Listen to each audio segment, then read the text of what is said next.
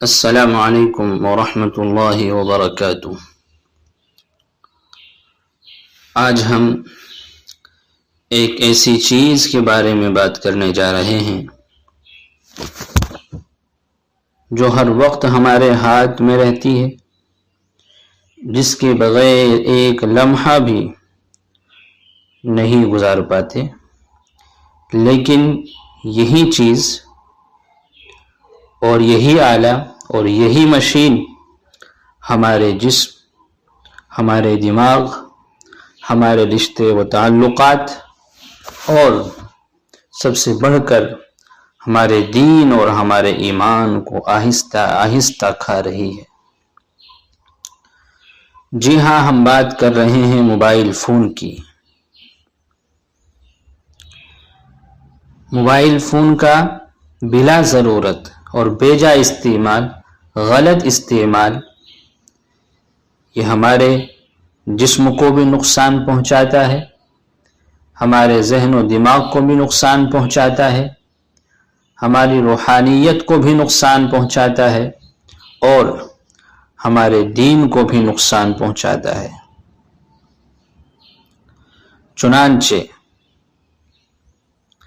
جب ہم موبائل کو ہاتھ میں لے کر گھنٹوں گھنٹوں اس کی اسکرین پر نظریں جمائے رکھتے ہیں تو صرف وقت ہی نہیں بلکہ ہماری آنکھوں کا سکون، نیند کی راحت اور دماغ کی تازگی، یہ سب چیزیں چھن جاتی ہیں۔ ہم جانتے ہیں لیکن پھر بھی نہیں رکتے۔ ہمیں سوچنا چاہیے ہم دن کا کتنا وقت صرف ایک اسکرین پر گزار دیتے ہیں۔ یہ چھوٹا سا آلہ جس نے ہماری زندگی کو قید میں لے لیا ہے، کیا واقعی ہمیں فائدہ دے رہا ہے یا پھر آہستہ آہستہ ہم سب کچھ کھو رہے ہیں؟ آنکھوں پر دباؤ، گردن میں درد، کمر کا کھچاؤ اور ہاتھوں کی سوجن، یہ سب اس موبائل کی دین ہے۔ نہ نیند پوری ہوتی ہے، نہ دماغ کو سکون ملتا ہے۔ ہم خود کو تھکا چکے ہیں صرف ایک بے جان مشین کے پیچھے۔ جہاں ایک طرف وقت کا ضیاع ہے تو دوسری طرف ذہن کا انتشار ہے۔ ہمیں کسی چیز کی توجہ چاہیے لیکن یہ موبائل ہم کو اندر سے کھوکھلا کر رہا ہے۔ ہم اندر سے خالی ہو چکے ہیں۔ بچے ماں باپ کو بلاتے ہیں لیکن وہ موبائل میں مصروف ہیں، بچوں کو وقت نہیں دے رہے ہیں۔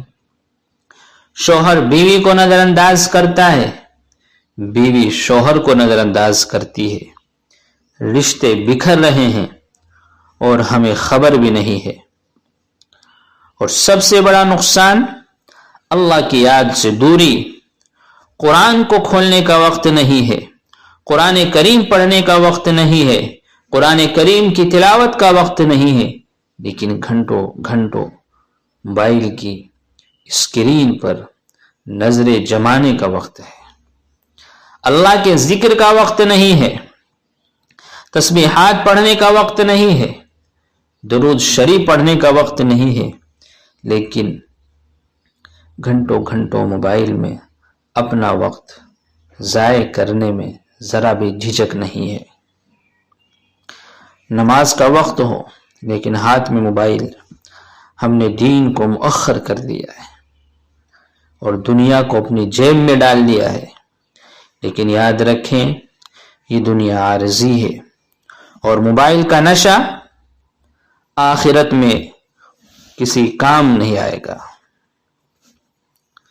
چنانچہ یہ جو موبائل ہمارے جسم پر، ہمارے ذہن و دماغ پر اور سب سے بڑھ کر ہمارے دین کو جو نقصان پہنچا رہا ہے، یہ اسی وقت ہے جب ہم بلا ضرورت اور بیجا یا غلط استعمال کرتے ہیں۔ آنکھوں پر دباؤ، مسلسل اسکرین دیکھنے سے آنکھوں میں تھکن، خشکی اور درد ہوتا ہے۔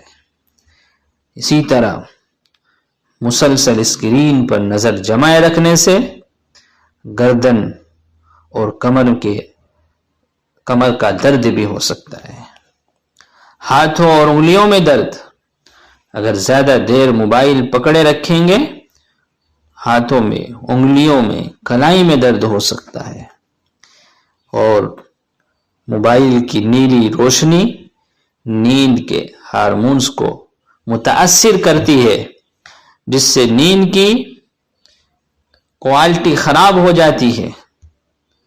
اور مسلسل موبائل کا استعمال دماغ کی توجہ مرکوز کرنے کی صلاحیت کو ختم کر دیتا ہے۔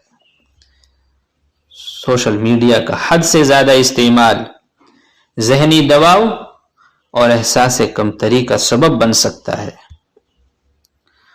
موبائل میں لگ کر انسان اپنا قیمتی وقت ضائع کر دیتا ہے جو عبادت یا فائدہ مند کاموں میں لگایا جا سکتا تھا۔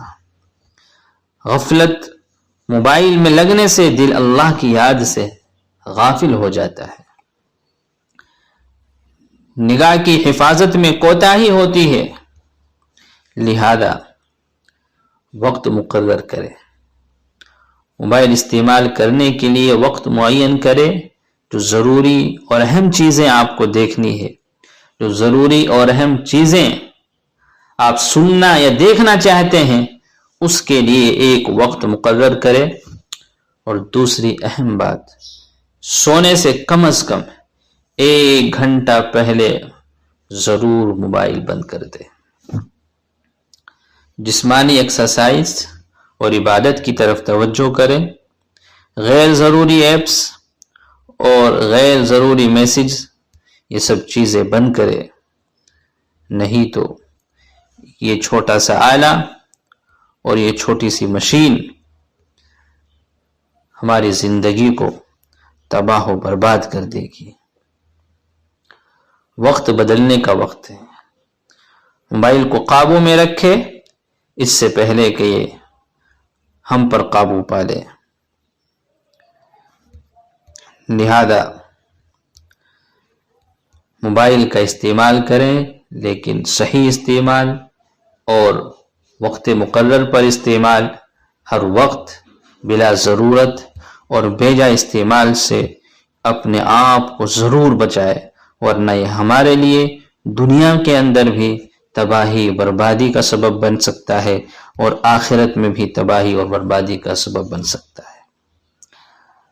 اب فیصلہ ہمیں کرنا ہے کہ ہمیں موبائل کا غلام بننا ہے یا صرف اسے ایک نعمت بنا کر صحیح استعمال کرنا ہے، متعین استعمال کرنا ہے، مقرر وقت پر استعمال کرنا ہے، ہر وقت اس کی اسکرین پر جھکے نہیں رہنا ہے۔ اپنے آپ کو بچانے کا وقت ہے، اپنے ایمان کو محفوظ رکھنے کا وقت ہے۔ اس چھوٹی سی اسکرین سے جو ہماری زندگی کو نگل رہی ہے، اپنے آپ کو محفوظ رکھنے کا وقت ہے۔ موبائل کو قابو میں رکھیں اس سے پہلے کہ یہ ہم پر قابو پا لیں۔